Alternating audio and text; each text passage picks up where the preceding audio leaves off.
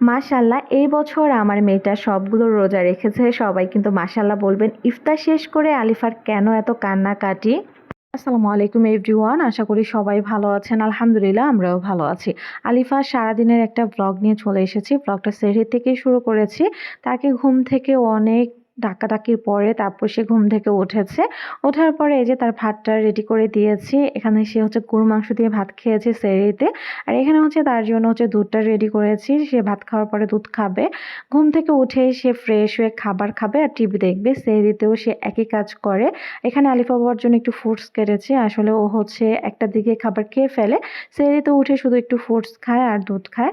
আর এখানে হচ্ছে সবার খাওয়া-দাওয়া শেষ করার পরে আমি নামাজটাও শেষ করে নিয়েছি। দেখতে, দেখতে কতগুলো রোজা শেষ হয়ে গেল। তারপর হচ্ছে সকাল থেকে ব্লগটা আবার শুরু করেছি। সকালে ঘুম থেকে উঠে আলিফাকে হচ্ছে কোচিংয়ে দিয়ে আসতে হয়। মেয়েটা আমার মাশাআল্লাহ সবগুলো রোজা রেখেছে। সবাই মাশাআল্লাহ বলবেন, সবাই দোয়া করবেন। স্কুল যেহেতু অফ, কোচিং অন আছে, তো কোচিংয়ে চলে আসতে হয় সকাল, সকাল। তো এই যে তাকে কোচিংয়ে দিয়ে আমি এখন বাসায় চলে যাবো। আর এদিকে আমার আজান বাবারও একটু মন খারাপ। তার আপিকে সে দিয়ে যাবে না একা, একা। আপিকে নিয়ে যাবে বলছে, আপিকে নিয়ে যাবে। তারপর আমি বাসায় এসে পাস্তাটা একটু রেডি করছিলাম যেহেতু আলিফা হচ্ছে পাস্তা খাবে। তো এটা ছিল হচ্ছে গতকালকের ভ্লগ। এই তো কোচিং থেকে নিয়ে এসে তারপর ফ্রেশ হয়ে এই যে রেডি হয়ে বসেছিল। যেহেতু হচ্ছে একদম ইফতারের সময় হয়ে যাচ্ছে তার জন্য আমি পাস্তা রেডি করছি। তার হচ্ছে আবদার সে পাস্তা খাবে। তো পাস্তা রান্না করার জন্য আমি প্যানে করে তেল, পেঁয়াজ, কাঁচামরিচ, রসুন কুচি দিয়ে একটু ভেজে নিব। তারপর হচ্ছে এখানে আমি ডিম দিয়ে দিব। ডিম দিয়েছি হচ্ছে ৩ টা ডিম দিয়েছি। একটু বেশি করে আমি রান্না করি যেহেতু আলিফা হচ্ছে ইফতারিতে পাস্তা খেয়ে আবার হচ্ছে রাতে আবার পাস্তা খায়। কারণ ওর পাস্তাটা অনেক বেশি পছন্দ। এখানে ৩ টা ডিম দিয়ে একটু ভালোভাবে নেড়েচেড়ে নিতে হবে। আলিফা ছোটবেলা থেকে পাস্তাটা অনেক বেশি পছন্দ করে, নুডলসের থেকেও বেশি পছন্দ করে। আর আলিফার সাথে, সাথে আজানেরও অনেক বেশি পছন্দ। তারপরে এখানে আমি হচ্ছে ম্যাগি যে মসলা সেটা দিয়ে দিয়েছি ১ প্যাকেট, দিয়ে একটু নেড়েচেড়ে নিব ভালোভাবে। তারপর হচ্ছে এখানে একটু টমেটো সস, সয়া সস, তারপর হচ্ছে আমি একটু গোলমরিচ গুঁড়ো হালকা মানে একদম অল্প করেই দিয়ে তারপর হচ্ছে এখন ডিমের মধ্যে দিয়ে দিব। আগে থেকে আমি একটা বাটিতে আমি একটা মিক্স করে রেখেছিলাম। এটা এখন দিয়ে দিব ভালোভাবে, দিয়ে একটু নেড়েচেড়ে তারপর একটু পরে আমি হচ্ছে লেবুর রস দিব। ১ চামচের মতো হবে লেবুর রসটা। লেবুর রসটা দিলে হয় কি মানে ডিমের যে এক্সট্রা গন্ধ সেটা আর আসে না। তো একটু নেড়েচেড়ে দেওয়ার পরে আমি পাস্তাগুলো অ্যাড করে দিব। আলিফা সবচেয়ে বেশি পছন্দ করে চিজ পাস্তা। তো এটা হচ্ছে একদম নরমাল করে ওকে বানিয়ে দিয়েছি।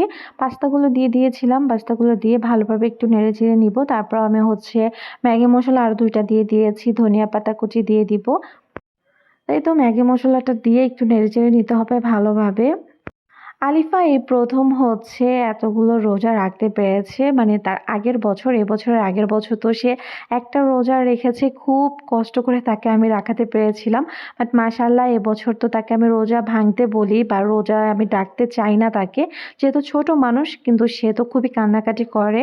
যাক মাশাআল্লাহ সবাই দোয়া করবেন। তো একটু গোলমরিচ গুঁড়ো, ধনিয়া পাতা কুচি দিয়ে ভালোভাবে নেড়েচেড়ে নিয়েছিলাম। আর আমার কিন্তু পাস্তাটা রান্নাও রেডি হয়ে আছে। পাস্তাটা একটু পরে আমি নামিয়ে ফেলবো একটু নেড়েচেড়ে দেওয়ার পরে। আসলে প্রতিদিন কিন্তু ভাজা পোড়া খেতেও ভালো লাগে না। মাঝে মধ্যে আমি এটা ওইটা বানাই বাসায়। তো এখানে হচ্ছে আমার মামি শাশুড়ি ইফতার বানিয়েছিল। তো আমাদের হচ্ছে ইফতার দিয়ে গিয়েছে। এখানে আমি কিছু ফ্রুটস কেটেছিলাম। তারপর হচ্ছে শরবত ছিল।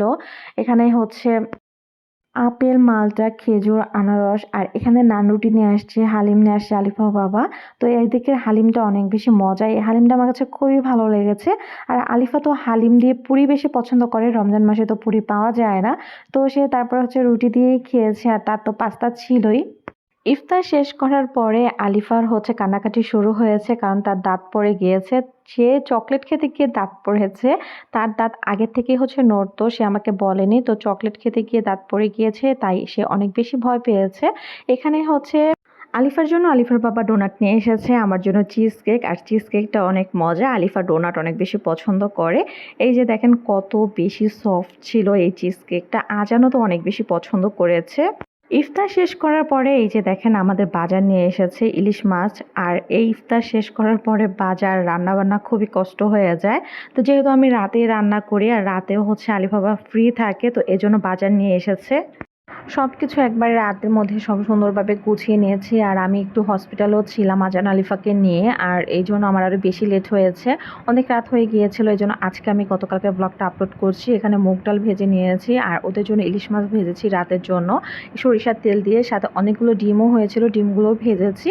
তো যাই হোক, আজকের মতো ভিডিওটা ছিল এই পর্যন্তই। দেখা হবে নেক্সট কোনো ভিডিওতে, নতুন কোনো ভিডিও নিয়ে। সবাই আমাদের জন্য দোয়া করবেন। আল্লাহ হাফিজ।